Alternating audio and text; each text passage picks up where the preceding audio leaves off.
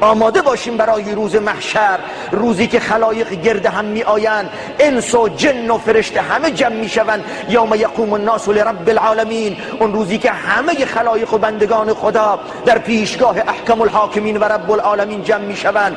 نقل شده از عمر ابن خطاب رضی الله تعالی عنه که می فرمودند حاسبوا انفسکم قبل ان تحاسبوا و زنوها قبل ان توزنوا و تزینوا للعرض الاکبر یومئذ تعرضون لا تخفى منکم خافیه. خودتون رو محاسبه بکنید، حساب کارتون رو بکنید قبل از اینکه روز قیامت شما رو مورد محاسبه قرار بدن. خودتون رو تو این دنیا وزن بکنید، چقدر وزن دارید پیش خداوند و پیش پروردگار قبل از اینکه در روز محشر در ترازوهای عدل الهی نهاده شوید. اعمالتون رو وزن بکنید، اخلاقتون و نمازتون و روزتون و زکاتتون رو وزن بکنید، بسنجید که در میزان خدا و در ترازوی عدل الهی چقدر وزن داریم و اعمالمون چه ارزشی دارد. و خودتون رو مزین بکنید، زینت بکنید برای روز قیامت و در اون عرضه بزرگ ما میخوایم به دیدار خدا بریم. زینت بکنیم خودمون رو. زینتمون میدونید چیه؟ آراستگیمون میدونید چیه؟ قلب پاک.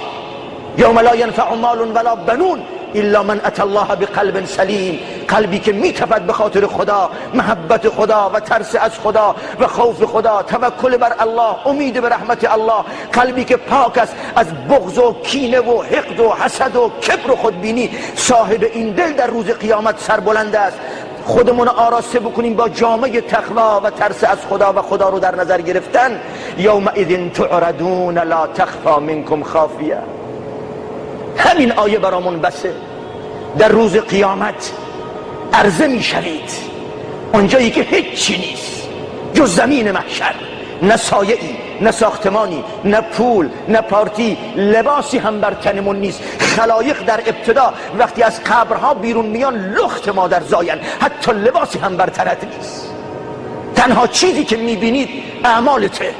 به طرف راست نگاه میکنید اعمالته، اعمال نیکت، به طرف چپ نگاه میکنید اعمال بدت. سر رو بالا میارید جهنم جلوت رو میبینید، هیچ به دردت نمیخورد. لا تخفى منکم خافیه.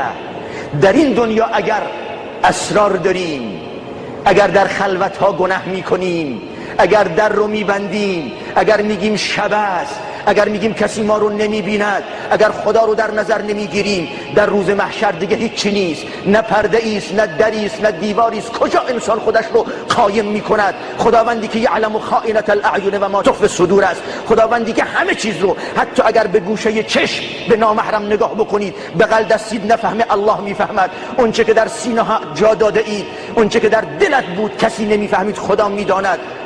آیا برای اون روز نبایستی آدم خودش آماده بکند؟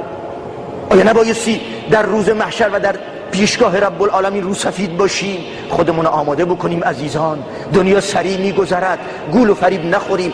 همیشه آماده باش. بگو من میخوام همیشه آماده باشم. چقدر زیباست اگر آماده باشید در لحظه مرگ و مردن با آرامش میروید، نه ترس دارید، نه هراس دارید. فرشتگان خدا به دادت میرسن. از خداوند بخواهیم، تمنا بکنیم، تقاضا بکنیم که پروردگار قلبهای من رو منور به نور ایمان بکند.